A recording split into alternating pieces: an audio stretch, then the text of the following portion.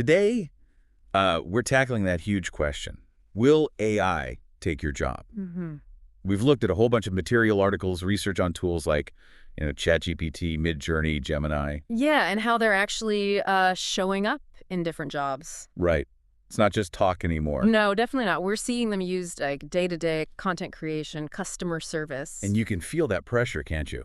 Especially if you're, say, a writer or a designer. Oh, absolutely. That initial heat, as you called it. But it's broader now. Yeah, the sources show it's creeping into higher level stuff too. Law, medicine, engineering. Using AI for, faster decisions. Mm-hmm. But the consistent theme really is that AI is fundamentally a tool. Okay, so that changes the perspective a bit. It does. It stops being a simple yes or no on job replacement. What we really want to get into today is what are the real risks? And maybe more importantly, what are the opportunities for your career? Right. Let's get beyond the headlines and figure out what this actually means for you. Our mission here is to give you some solid insights. Exactly. Okay, so let's break it down. Based on what we've seen, where does the risk seem highest right now?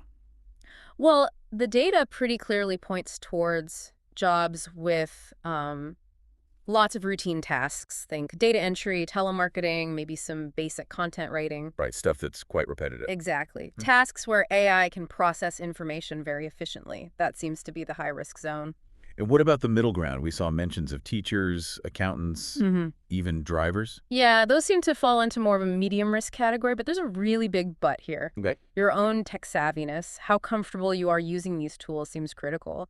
If you learn to work with AI in these jobs, you could actually boost your value. So it's not the job title itself, but how you approach it with these new tools. Pretty much. Resisting the tech might put you at a disadvantage compared to someone who, embraces it. That makes sense. Yeah. And then some jobs seem relatively safer, lower risk. That's what the sources suggest. Think tradespeople, plumbers, electricians, also really complex creative roles, needing deep originality, and maybe ironically, The AI engineers themselves. yeah, the people building the AI seem less likely to be replaced by it. Funny how that works. But the key insight there, it sounds like, isn't AI just taking the job? No, it's more about someone else who's good at using AI, potentially doing that job better or faster than you if you don't adapt. It's a competitive advantage thing. Okay, so it's human versus human, but one human is augmented by AI. That's a good way to put it. Yeah. Which leads us to think about what makes us, well, human. What can't AI really do? What's that human edge the sources keep mentioning? Across the board, it comes down to things like genuine emotion, real empathy, complex ethical judgment, the gray areas, Right. Not just following rules, but understanding nuance. Exactly. And that deep, truly original creativity, plus leadership, motivating people. Can AI really do that? It's hard to imagine, it feels like. Yeah. One source almost described AI like a super capable intern. Knows a lot, works fast, but needs guidance. Needs that human oversight, that real-world common sense. That's a great analogy, actually. It can do the legwork, but the direction, the judgment, that's still human. So, okay, that brings us to the practical stuff.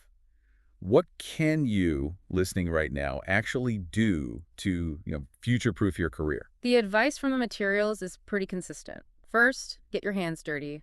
Learn the tools. Like ChatGPT, Notion AI, Midjourney, whatever's relevant to your field. Play with them. Exactly. See how they can help you.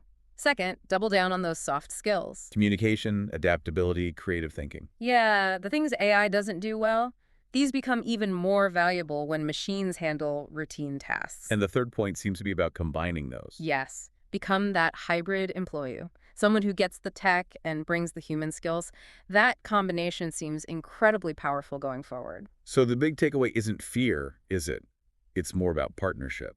That's the optimistic thread running through a lot of this. Don't fear it, partner with it, learn to leverage it. Okay, so let's circle back to the start. Will AI replace your job? The nuanced answer, based on this deep dive, is maybe, but likely only if you choose not to adapt, not to learn. So it puts the ball back in your court, really. It does. It's about your choices now. We really want you to take a moment and think. Mm-hmm. How does this apply to your specific job, your day-to-day? Mm-hmm. And maybe a final thought to chew on. What part of your work feels most vulnerable to AI, and what part feels the least vulnerable? And based on that, what's one concrete step you could take, maybe even this week, to start adapting. Yeah, think about that. Be proactive. It's about taking control of how this transition affects you.